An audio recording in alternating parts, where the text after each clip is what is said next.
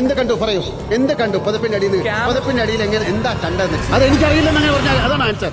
അതെങ്ങനെ അറിയില്ലെന്ന് പറയുന്ന തോന്നിയവശം പറഞ്ഞിട്ട് ഇവന്റെ അടുത്ത് എന്ത് പറഞ്ഞാ മനസ്സിലാക്കാം. ഇവിടെ ആരാ പൊതപ്പിന്റെ അടിയിൽ കിടക്കാതെ? രണ്ട് ഗേൾസ്, ഗേളും ബോയും, ബോയും ബോയും, ഗേളും ഗേളും എല്ലാരും പൊതുപ്പിന്റെ അടിയിൽ സ്റ്റോറി ഒക്കെ പറയും. അന്ന് പറഞ്ഞിട്ട് ഇവളൊന്നും കണ്ടിട്ടില്ലല്ലോ ലാലേട്ടാ. അവിടെ നമ്മള് കിടക്കുമ്പോ അവള് വെറുതെ സ്റ്റോറി അനുമോൾ കണ്ടു എന്നാണ് പറയുന്നത്. അനുമോൾ അലമ്പുണ്ടാക്കാൻ രണ്ടു വാക്ക് സംസാരിക്കും. എന്ത് കണ്ടു പറയൂ, എന്ത് കണ്ടു? പതിപ്പിന്റെ അടിയിൽ എങ്ങനെ എന്താ കണ്ടത്? എനിക്ക് പ്രശ്നം എനിക്ക് കിടക്കുന്ന ഭാഗത്ത് നന്നായിട്ട് കാണാൻ എന്ത് കാണും? നിങ്ങൾ ഇതുവരെ പറഞ്ഞില്ലല്ലോ. എന്ത് കണ്ടു എന്ന് പറയൂ.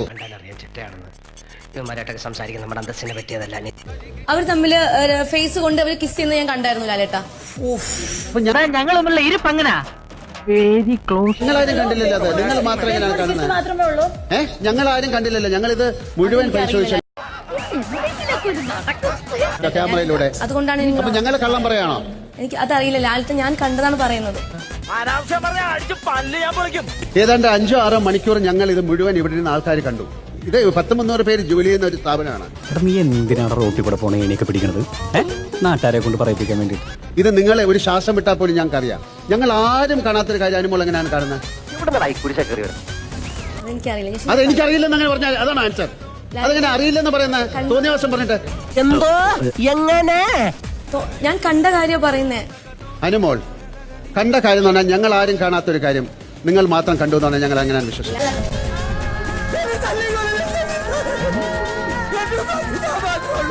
ലാലേട്ടാ, എനിക്ക് കിടക്കുന്ന എന്റെ ബെഡിന്റെ അവിടെ നിന്ന് എനിക്ക് കിടക്കുമ്പോൾ നന്നായിട്ട് കാണാൻ പറ്റും. ഇനി രക്ഷയില്ല. തിന്ന ബിരിയാണി പോലും ദഹിച്ചു പോയി.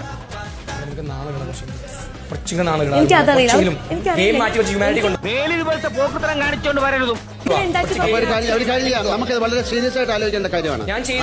അനുമോൾ ഇനി ഇത് ആവർത്തിക്കരുത്. Please subscribe my channel. Okay.